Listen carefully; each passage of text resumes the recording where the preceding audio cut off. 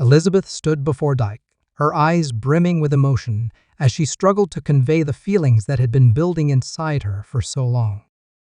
Her voice wavered, betraying the depth of her vulnerability, but she pressed on, determined to make Dyke understand the gravity of what she was saying.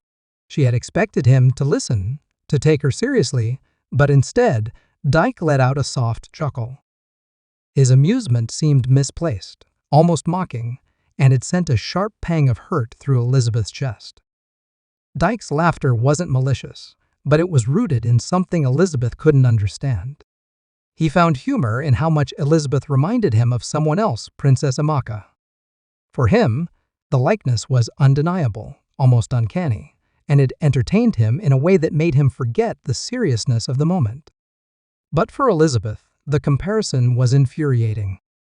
She wasn't here to be likened to someone else, especially not Princess Amaka, a figure she barely knew, but whose name seemed to hover over every interaction she had with Dyke. Her frustration boiled over as she watched him smile, seemingly oblivious to her pain.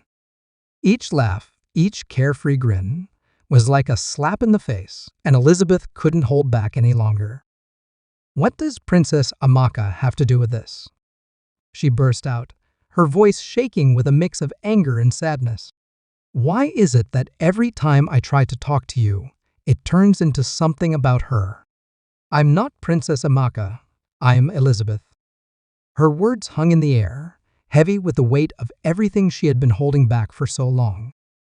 But Dyke, still smiling, seemed to miss the point entirely. "It's not a bad thing, Elizabeth," he said lightly, as if that would make everything better. "It's just the way you speak, the way you carry yourself, it's so much like her. You remind me of her." He spoke as if this comparison was a compliment, a simple observation that should have made Elizabeth feel flattered. But it did the exact opposite. Elizabeth's fists clenched at her sides, her heart pounding in her chest as she tried to hold on to her composure. "This isn't about her," she cried, her voice louder now, more desperate. "This is about us. About you and me. I'm trying to have a real conversation with you, Dyke, and all you can do is laugh and compare me to someone else." Her voice cracked on the last words, the frustration finally giving way to the sadness she had been holding back. She felt unheard, dismissed, like her feelings didn't matter. All she wanted was for Dyke to take her seriously, to see her for who she was, not through the lens of someone else. The comparison to Princess Amaka, whether intended as a compliment or not, made Elizabeth feel invisible, like she was living in someone else's shadow. Her chest heaved with the effort of keeping her emotions in check, but it was clear she was on the verge of breaking down. Dyke, seeing her distress, tried to explain himself. "Elizabeth, you're misunderstanding," he said, his tone softening as he reached out to touch her arm. "I don't mean to hurt you. It's just there's something about you that reminds me of her. But that doesn't mean I'm not listening to you." "I am." But to Elizabeth, his words felt empty. She shook her head, stepping back from his touch, her eyes brimming with unshed tears. "Then show me that you're listening," she whispered, her voice barely audible now. "Because right now, it feels like you're not." Her words lingered in the space between them, filled with the unspoken plea for him to see her as she was Elizabeth, not a reflection of someone else, but her own person with her own thoughts, feelings, and desires. She needed him to acknowledge that, to hear her without turning the conversation into something else. Elizabeth and Dyke are in a dimly lit royal chamber, the atmosphere heavy with tension. Elizabeth is pacing, her breath ragged, as she struggles with an overwhelming sense of guilt. She begins to confess to Dyke, who watches her with a mixture of confusion and concern. Her voice trembles as she reveals that she and Princess Precious had plotted against Princess Amaka. The admission shakes Dyke, who stands up abruptly, his face filled with shock. Elizabeth explains that it all started out of jealousy. She and Precious couldn't stand how their father adored Amaka, as if she were replacing them in his heart. In their twisted desperation, they initially considered killing her, Dyke, horrified by the revelation, questions how she could even think of murdering her own sister. Elizabeth, consumed by guilt, admits that they couldn't go through with it. Instead, they turn to magic, casting a spell that would turn their father's love away from Amaka, hoping it would weaken her position in the family without resorting to violence. As she speaks, Elizabeth's emotions pour out, her regret evident with every word. She insists they were blinded by fear and envy, but now everything is unraveling. Dyke listens, torn between anger and pity for her. He questions her further, his voice stern, but Elizabeth breaks down, sobbing as she falls to her knees. She doesn't know how to fix the damage they've caused. All she ever wanted was their father's love, but now the situation has spiraled out of control. Dyke, still struggling to process the magnitude of her confession, warns her that she and Princess Precious have crossed a line that might never be undone. Elizabeth, desperate and broken, begs Dyke for help. She pleads with him, hoping for a way to make things right, to undo the harm they have caused to Amaka. After a long, painful silence, Dyke agrees to help, but makes it clear that he is doing it for Amaka, not for Elizabeth. He tells her that the truth must come out, and that she must take responsibility for her actions.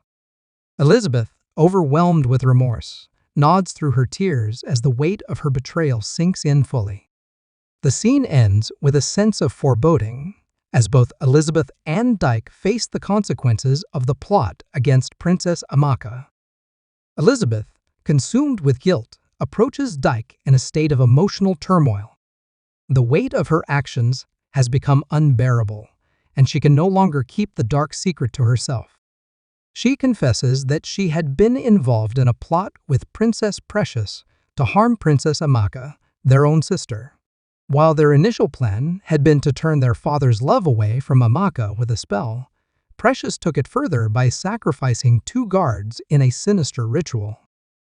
Elizabeth, horrified by how far things had escalated, now seeks redemption. She pleads with Dyke, not for her own forgiveness, but for his help in saving Amaka from the consequences of their plot. Tears stream down her face as she admits her role in the scheme and expresses her deep remorse for the lives lost and the harm done. She is willing to face any punishment, but her only concern now is undoing the damage before it's too late. Dyke listens, his face stern, but there's a flicker of understanding in his eyes. He reminds Elizabeth that seeking to save Amaka is not about redeeming herself, but about doing what is right for her sister. Elizabeth nods, accepting the reality of her situation. Together, they set out on a dangerous path, determined to undo the wrongs, even if it means facing severe consequences.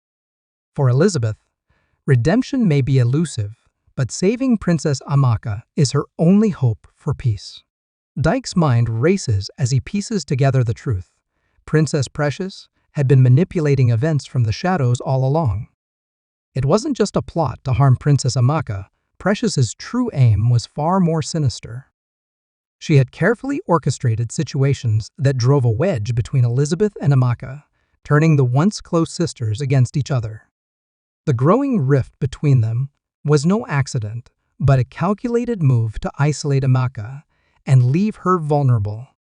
As Dyke reflects, he realizes that Precious's jealousy was at the heart of it all. Her desire for power and recognition had pushed her to destroy not only Amaka's bond with Elizabeth, but also to throw the entire kingdom into turmoil. Dyke, now fully aware of Precious's schemes, knows that exposing her manipulation is the only way to stop the chaos she has unleashed. He must convince Elizabeth that she, too, was a victim of Precious's lies, and together they must confront the true mastermind behind the kingdom's descent into chaos. But as Dyke prepares to face Princess Precious, he knows that uncovering the truth will be dangerous and that Precious will not go down without a fight. Dyke and Elizabeth, both burdened by guilt and driven by a shared sense of duty, resolve to take action. They agree that the only way to save Princess Amaka and the kingdom is to break the dark spell that Princess Precious had cast on King David. Their plan is dangerous, for it requires venturing into the notorious Agba evil forest, a place feared by all for its deadly spirits and powerful magic. Despite the risks, they are determined to face whatever dangers lie ahead. Elizabeth, now desperate to atone for her role in Precious's plot, vows to do everything in her power to reverse the damage. Dyke, with his unwavering loyalty and courage, knows they must act quickly before Precious tightens her grip on the throne and plunges the kingdom into irreversible chaos.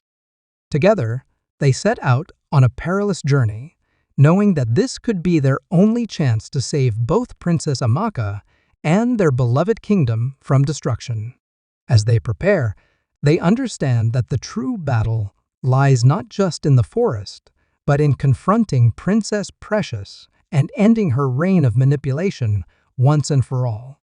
As Dyke and Elizabeth gather their courage and supplies for the perilous journey into the Agba evil forest, they are suddenly ambushed by Princess Precious's relentless warriors, who emerge from the shadows with fierce determination.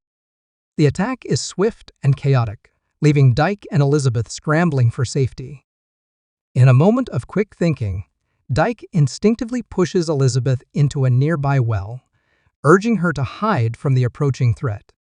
Just as the sounds of battle grow louder and Princess Precious draws near, Elizabeth knows she must act fast.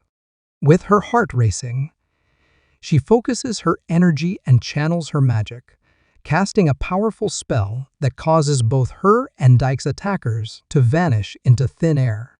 In that tense moment, their escape is secured, but the danger is far from over. Elizabeth and Dyke, now hidden in the well, share a determined glance, knowing that their quest to save Princess Amaka must continue no matter the odds against them. The central conflict unfolds dramatically between Precious and her elder sister, Amaka, revealing a complex web of deep-seated jealousy and betrayal that has long simmered beneath the surface of their relationship. Precious stands near the window, her voice trembling with emotion as she accuses Amaka of being the favorite child, a claim that has festered over the years and transformed into a painful obsession. For Precious, it feels as if every achievement of Amaka's casts a shadow over her own aspirations, leaving her feeling invisible and devalued. Amaka, sitting with her arms crossed defiantly on the couch, meets Precious's accusations head-on. She confronts her sister about her perceived greed and wickedness, insisting that favoritism was never her choice. Amaka's words are sharp, filled with frustration and hurt, as she recounts moments where she tried to support Precious rather than overshadow her. Each sister's voice rises in intensity, encapsulating the myriad emotions that have built up over the years: resentment, longing, and the desperate need for validation. As their heated exchange continues, Precious reveals the raw vulnerability hidden beneath her anger, admitting her feelings of envy but firmly asserting that Amaka's betrayal hurts far deeper than any jealousy. She recalls instances from their childhood where she felt overlooked, sharing stories that highlight the emotional scars left by perceived favoritism. In a moment of candor, Precious expresses how she has internalized these feelings, leading her to act out in ways that she now regrets. The tension in the room thickens as they both grapple with their complicated emotions, each sister's resentment and hurt laid bare. Precious's accusations seem to cut through the air, while Amaka's defensive responses reveal her own vulnerabilities. Their confrontation is not merely a fight, it's an exploration of their shared history, revealing how love can easily morph into rivalry when nurtured by jealousy. Ultimately, this exchange serves as a poignant illustration of the complexity of sisterhood, where loyalty is often intertwined with competition and love can sometimes lead to pain. Both sisters are left to confront their feelings, questioning not only their relationship with each other, but also their understanding of themselves. In the aftermath of their confrontation, a fragile silence falls between them, hinting at the possibility of reconciliation but underscoring the emotional distance that remains. In the heated exchange between Precious and Amaka, Precious stands firm, her demeanor icy and vindictive as she articulates her desire for revenge. Her cold-hearted nature becomes apparent as she vows to ensure Amaka suffers for the perceived wrongs of their past, declaring, with chilling determination, that she intends to keep her sister imprisoned indefinitely. This statement reflects not just her desire for power, but also the deep emotional wounds that have festered within her for far too long. On the other hand, Amaka, initially portrayed as the more vulnerable of the two, exhibits remarkable emotional resilience. Rather than succumbing to fear, she confronts Precious directly, challenging her sister's cruel intentions.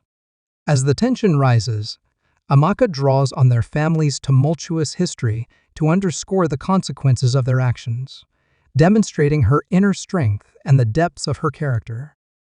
This confrontation serves as a powerful moment, revealing how vulnerability can coexist with strength and how both sisters must face the shadows of their past if they ever hope to move forward.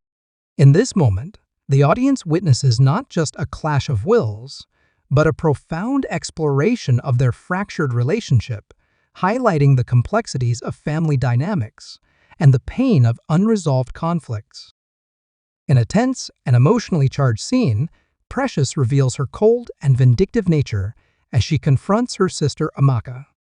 With a steely determination, Precious declares her intent to make Amaka suffer for the perceived wrongs she believes her sister has inflicted upon her, openly expressing a chilling desire to keep her imprisoned indefinitely.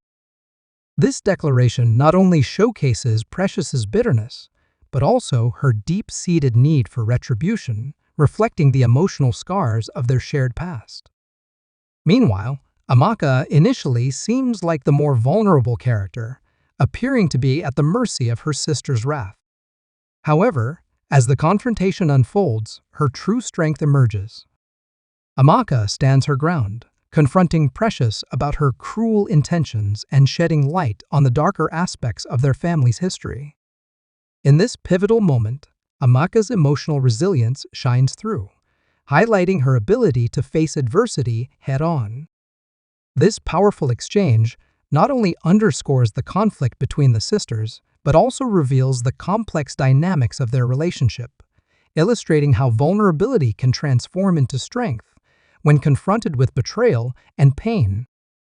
Through their dialogue, the audience witnesses the intricate layers of jealousy, hurt, and the struggle for power that define their bond, ultimately questioning whether healing is possible in the wake of such deep-seated animosity. The script delves into the corrosive effects of jealousy, illustrating how it can spiral into destructive behavior between the two sisters. As the narrative unfolds, both Precious and Amaka lay bare their vulnerabilities, each grappling with feelings of inadequacy that fuel their resentment toward one another. Precious, driven by a desperate desire for power and recognition, resorts to increasingly manipulative and vindictive actions in an attempt to assert her superiority and reclaim a sense of control over her life. Meanwhile, Amaka's feelings of betrayal are deeply intertwined with their complex familial dynamics, revealing how years of favoritism and unspoken rivalry have poisoned their relationship. This emotional landscape serves as a poignant backdrop, highlighting the lengths to which both sisters will go to confront their pain and validate their worth in a world where they perceive themselves as constantly competing for love and approval. As they navigate their tumultuous bond, the script powerfully illustrates that jealousy not only destroys relationships, but also perpetuates a cycle of hurt that can be difficult to break. In this intense narrative, Precious's quest for dominance over Amaka becomes a central theme, poignantly illustrated through the physical and psychological imprisonment of her sister. This act of confinement serves as a powerful symbol of Precious's need to assert her authority and control, reflecting her deep-seated insecurities and desire for validation. As she imposes her will on Amaka, the struggle for control unfolds, revealing the lengths to which Precious will go to ensure her sister feels powerless and subjugated. This dynamic not only highlights Precious's ruthless ambition, but also showcases the broader implications of their relationship, where dominance and submission become intertwined with their emotional struggles. The tension escalates as Amaka, though initially appearing vulnerable, begins to resist Precious's oppressive tactics, sparking a fierce confrontation between the sisters. This battle for supremacy is not merely about power, it is also a manifestation of their unresolved conflicts, familial loyalty, and the desperate need for recognition that drives both characters. Through this tumultuous relationship, the script powerfully explores the destructive nature of control and its impact on personal identity, love, and betrayal. In this gripping exploration of emotional conflict, both Precious and Amaka navigate a tumultuous landscape of inner turmoil that profoundly shapes their relationship. Precious, while projecting an image of strength and dominance, is ultimately fueled by her deep-seated insecurities, which compel her to assert control over her sister in a misguided attempt to validate her own worth. Beneath her cold exterior lies a vulnerable heart, battling feelings of inadequacy and the fear of being overshadowed. On the other hand, Amaka experiences a tumultuous emotional journey, oscillating between anger and sorrow as she grapples with her sister's oppressive behavior.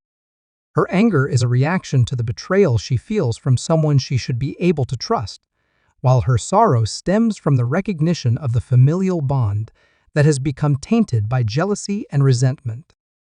This emotional interplay creates a rich tapestry of conflict, as both sisters struggle not only with each other, but also with their own identities and feelings of self-worth. As the narrative unfolds, viewers are drawn into the depths of their psychological battles, highlighting the complex interplay of strength, vulnerability, and the yearning for acceptance that defines their relationship. The setting plays a crucial role in amplifying the dark and oppressive atmosphere that envelops the story, serving as a reflection of the characters' internal struggles. The palace, with its grandeur and looming shadows, contrasts sharply with the cold, damp dungeons, where Precious seeks to imprison Amaka, symbolizing the depths of their fractured relationship. The oppressive environment of the evil forest surrounding the palace further deepens the sense of foreboding, representing the chaotic emotions and dark thoughts that consume both sisters. Precious's shoes, which she wears with an air of authority, become a poignant symbol of her attempt to assert dominance, yet they also carry the weight of her insecurities and the fear of losing control. The chains in the dungeon serve as stark reminders of the entrapment both sisters face not just physically, but emotionally as they grapple with their jealousy and betrayal. Together, these elements create a rich tapestry of symbolism, illustrating how their external environment mirrors the decay of their once close bond and the struggle for power that defines their tumultuous relationship. If you liked Part 6, please like, comment, and share. Write Part 7 in the comments for Part 7.